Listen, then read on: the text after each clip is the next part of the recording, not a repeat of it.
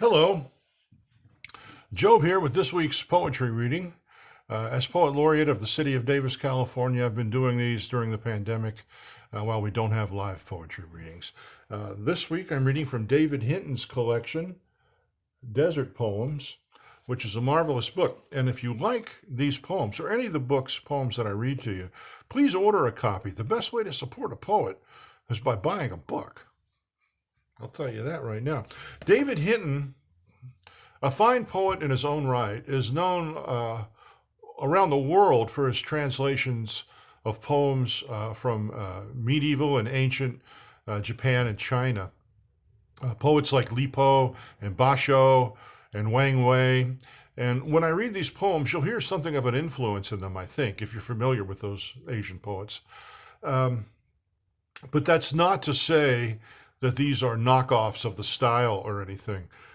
David Hinton has his own very strong poetic voice, and these poems are very Western, not Eastern in nature, to me. And I'm really fond of this collection. And I'm just going to kind of read these at random. Morning light comes. I gaze into planetary shadow deep as blindness, and morning light gradually comes. Elemental forms, too, desert, mountain, sky. Morning light comes in sight, precisely as it did through its long, slow beginnings, opening this world inside us. Planetary, desert, mountain, sky, when there were no words. No words for any of this.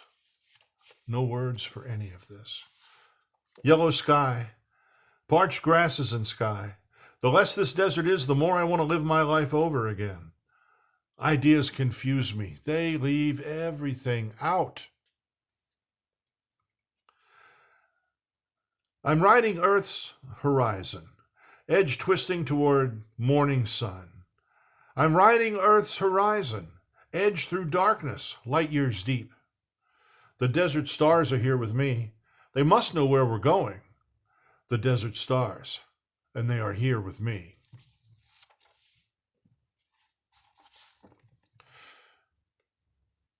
Days go on like this. Sky-parched grass and desert sky, hummingbird, mesquite, seed fluff tight, and its cracked, sun-scoured packet spills out on the wind. Sometimes I try to remember that distinction between what I am and whatever occurs next. It's the least possible hope. Food, water, shelter. Human history begins there. And I never leave those beginnings, really, wandering home there, touching the possibilities of less. The possibilities of less.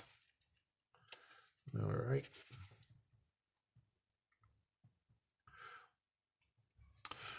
This mountain seems lonely as I am.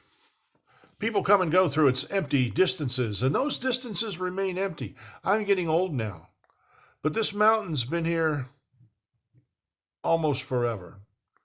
No wonder it understands loneliness much better than I ever will. Every time I come here, we both promise never to leave.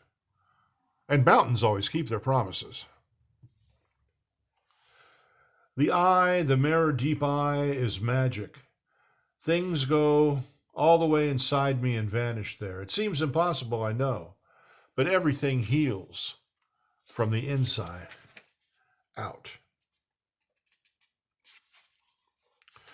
When I watch stream water cascading through this canyon of granite walls and talus slopes, it cascades somehow through me the same way.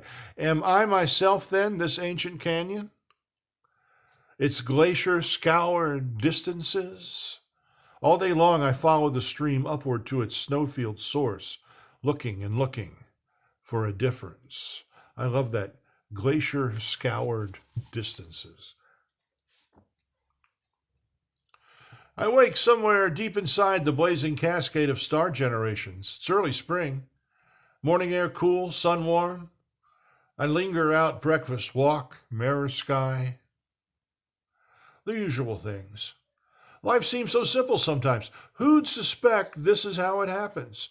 How that cascade of fire rips day by day through me, licking its wounds. All right, let's skip a little further back in the book. It's everywhere here in this wide open desert, the 10 billion year sun pulse in which we live. Even a simple morning walk measures out the deep structure of things, lungs breathing our scant heartbeat of the sky. It's elemental where earth and sky meet, that horizon